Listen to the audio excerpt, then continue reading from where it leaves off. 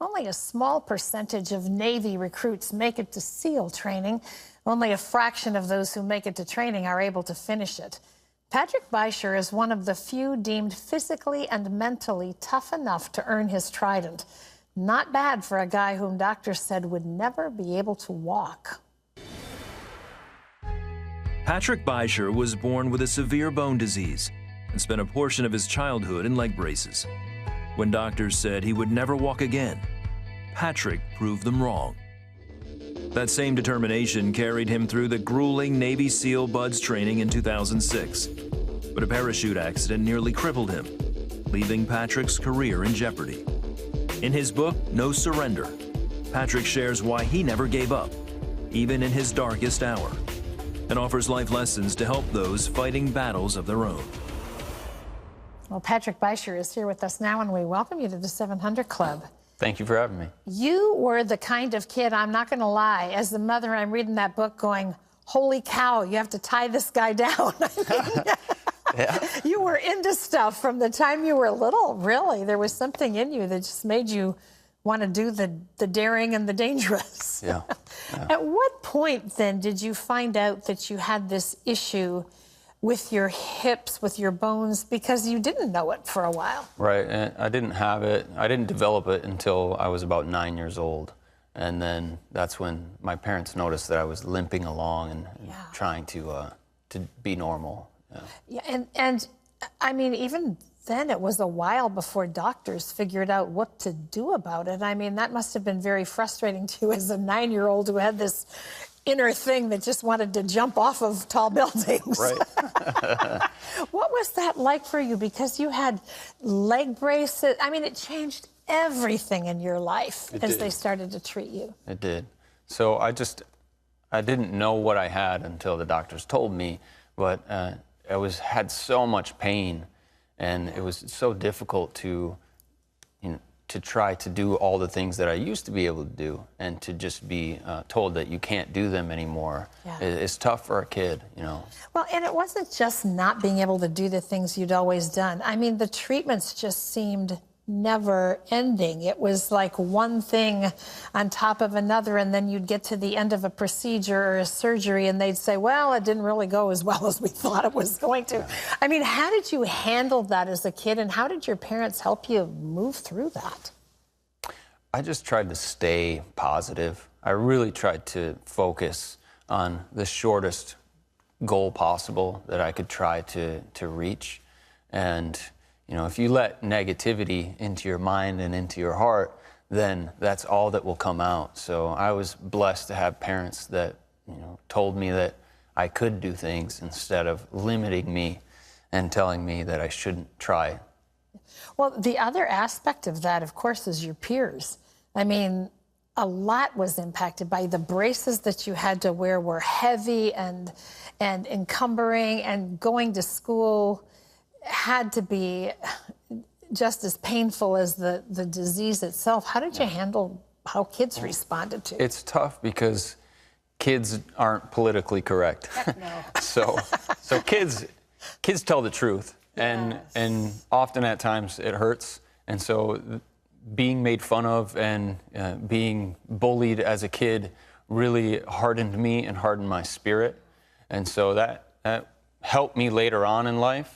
But it helped me grow up really fast also. Yeah. And it was God building, me and working working me and trying to figure out, or it was in you, kind of. It was in me yeah. to go through this process, and God used that to help me become who I am today. Did you have faith in your life as a kid when you were going through all of this? I grew up in the church. My dad was an elder at the church, and my parents were very involved in the church, but I didn't have a deep and meaningful relationship with God, and didn't have a Christ-centered life because I was dealing with all of my issues and my pain. Were you angry physically. with God? I was angry with God, and I talk about that, and I express that to people throughout, So how did you work with that? I mean, here you are, you've got these issues that are recurring and that are leaving you having to contend with all of this as you're growing up. And I think anybody at that stage of life going through that would say, God, where are you? How did you get to the place where you just let God do what he was doing in your life and you decided to learn something from it? Well, I had to hit rock bottom first. I was so prideful in my accomplishments and what I was doing that I idolized myself. I became my own idol. I became the Superman that I thought I was. And God had to humble me in order for me to be saved. And so that happens to a lot of us. Well, I hit rock bottom when I had that parachute accident, and I could no longer go and be the person who I thought I should be. And God really put it on my heart and said, no, like, you are a warrior, but you're a spiritual warrior, and he uses me now in that world instead of the physical. I'm going to ask you to backtrack a second so people can get the picture of this. You actually decide to go into the military and to become a SEAL. I mean, that's that same quality I see in your book in you when you were like a kid. What made you think you could do that after all you'd been through? Because it's grueling. Just the people telling me that I couldn't. They said that you can't walk, so I walked. They said you can't run, so I ran. They said you can't play sports, so I played sports. And then what is the ultimate goal? What is the biggest challenge? And for me, I wanted to serve at some capacity, and I wanted to be a helpful person. I wanted to serve in the military because, you know, I thought that I am a warrior, and I need to help others who can't, you know, help themselves and defend, you know, this nation. And it drove me to see what the biggest challenge was. And at that time, nobody really knew what SEALs were. And then I found out that it's a grueling program and hardly anybody can make it through. I said, that's it. That's my next challenge. Yeah, that's for me. Well, then the SEALs BUDS training. I mean, that is even more grueling. So you make it through that, and then you jump out of an airplane.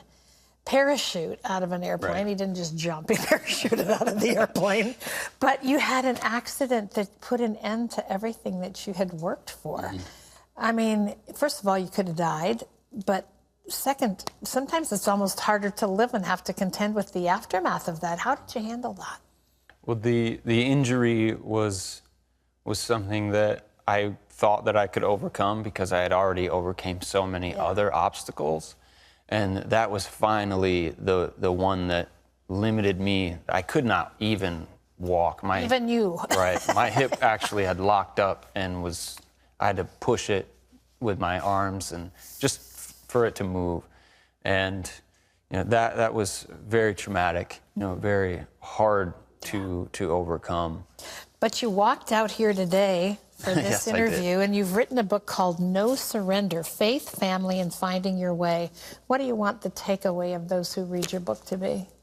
I would like others to be able to read and then apply the lessons that I've learned, you know, through my time and overcoming adversity, that it's not about me trying to preach to people or tell people how to live their life, but to see the lessons that I have learned and to gain that wisdom so that they don't have to go through that themselves. May it be so. It's an amazing story. You're an amazing guy. Thank you. Yeah, unbelievable.